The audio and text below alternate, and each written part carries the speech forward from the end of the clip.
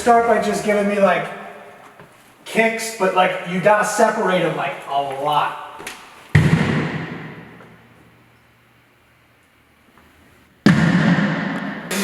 Give me something that's just not that's like flam, snare, and like foot hat. So like.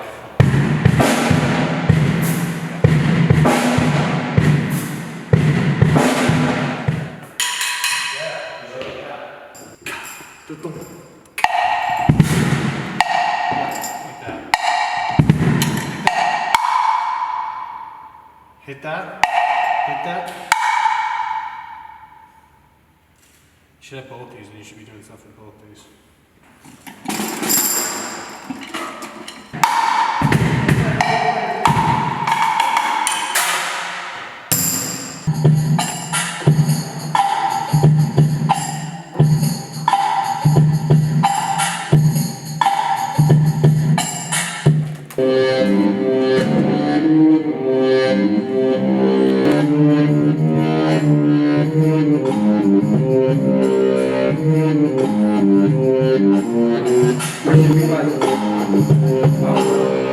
Walking around a vineyard or something, drinking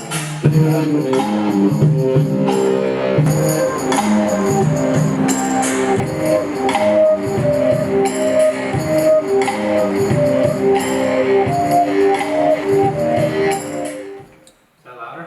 a little bit more, please. Check. Cool. Let's go.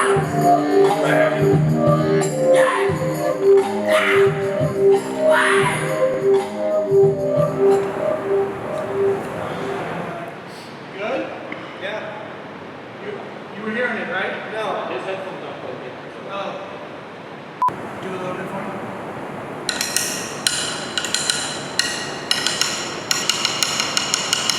Sit back on it, boy. Sit back. You're too on it. This is how Led Zeppelin did it.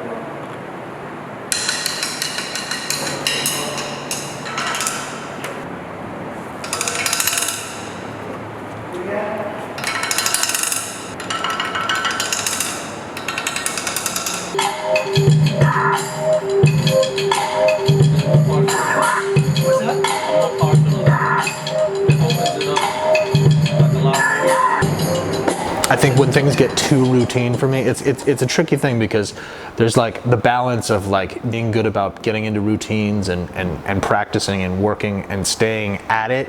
You know, if you create good habits, you'll continue to be able to do them and better yourself as a producer and as an artist. And I think that there is a lot of value in creating healthy routines for yourself as a songwriter, as a creator, and continuing to create.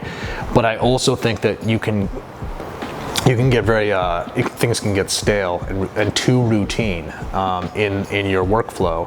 And so for me, I actually really enjoy getting thrown into like unique situations and scenarios that are like a little fish out of water. This being one of them. You know, certainly when you put yourself in these bizarre, unorthodox scenarios, like really cool different things come out, and I really enjoy that. So for me, it's not even so much it's not so much that, you know, the space that I'm in working in, it's more just that I have the tools that I need to work with, and just open minds around me. The collaborative energy of having another human being there with me, vibing off of what they hear, being able to react and respond to what someone feels and how that translates in whatever they're doing, whether it be writing, making the beat, engineering it, etc. I get really excited in that type of environment. It's definitely a collaborative thing. I definitely derive energy from other people and kind of what their thoughts are and certain things on the song. And we kind of, like when we create, we kind of ask each other what feelings are you getting from these things. You know, Mo was asking us today in this space, like what kind of things that we were what kind of feelings that we're getting from just being in this room, you know, to help write lyrics and stuff. So I think that makes the process really enjoyable, that everybody's sort of on the same page and everybody is open to hearing everybody else's contributions to it. So I think the space doesn't matter, although coming to places like this is super cool because it's a different way to think about music. This is a very different situation because there's a bunch of people around, and you know, finding the space to get totally like immersed into the music is different. I don't have that right now. Oh, you ever hear from Will? What?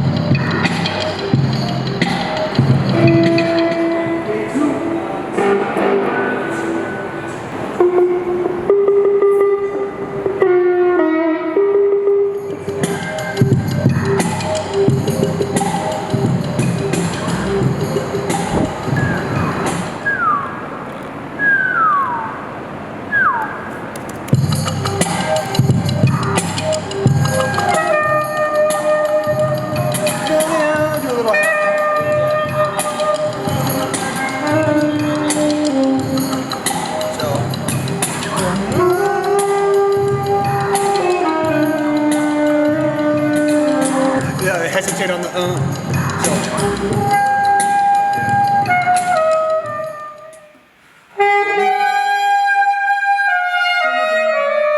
Hold that out longer.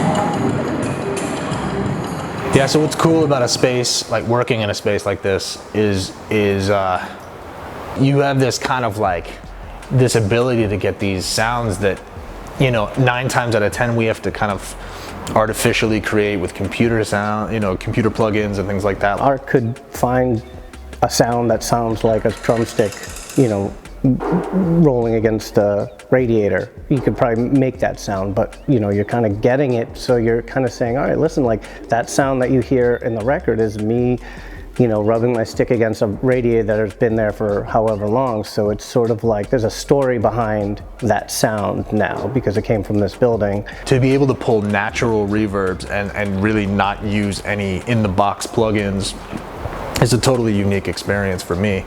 I don't often have the chance to do that. Right, but let it ring. Yeah, like that kind of time, because that's how much decay I have. You know, you also then get to use all the elements of the space too, and like, I mean, that's been sort of a challenge that I wanted to put forth for us to like really utilize, like integrating the room into the creation of the song. Yeah, it's like that, but like not so. There you go. Yeah, exactly. The room causes limitations, and it also causes us to think outside of our comfort level, which brings new ideas. Your definition of what an instrument is changes. I mean, it can be a railing, it can be a radiator, it can be, you know, one of the shelves just hammering on it, and we really were able to like create all the percussive elements and all the reverbs by using simply what was in this space. And using the acoustics of this space as opposed to any sort of artificial, you know, reverbs or sounds from drum packs or any of that kind of stuff. We used none of that. It was all created and captured in this room.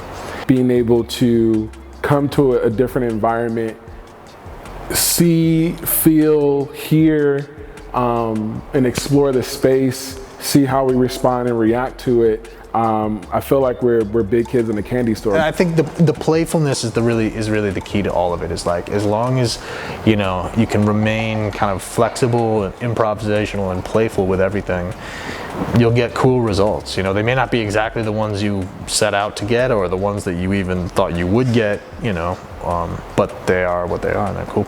We're having fun. Like it's not work. It's not something that we're having to try at. We're just feeling what we know is right, and like trusting that and being okay with editing along the way. Like, not everything that we're gonna do is gonna be amazing, but as long as we can try something, see if it works. If it doesn't work, then we keep moving.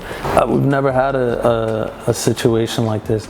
We've created in a time frame before, but never in a situation in which you kind of can't escape your surroundings. You have to be here. It's insane because I don't necessarily know when this was like built, but it's not lost on me that it was probably during a time in which people who look at like me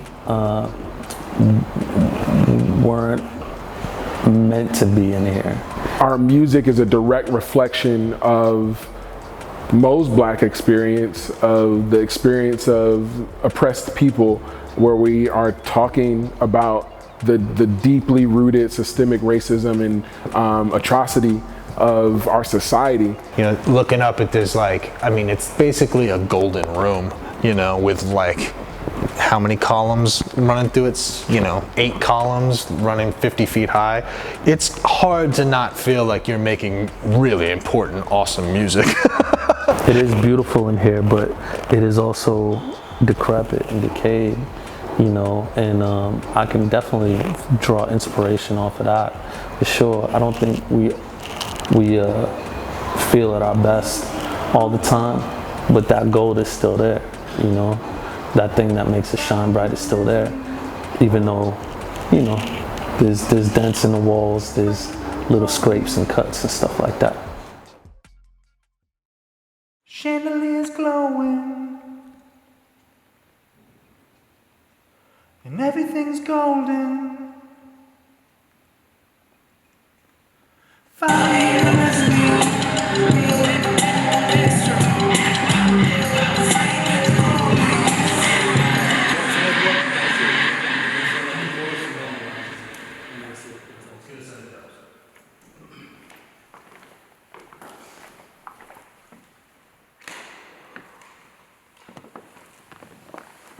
Denzel's one tear staring at snowflake. The glory is in the building. Here for the rap race, golden fruit tops.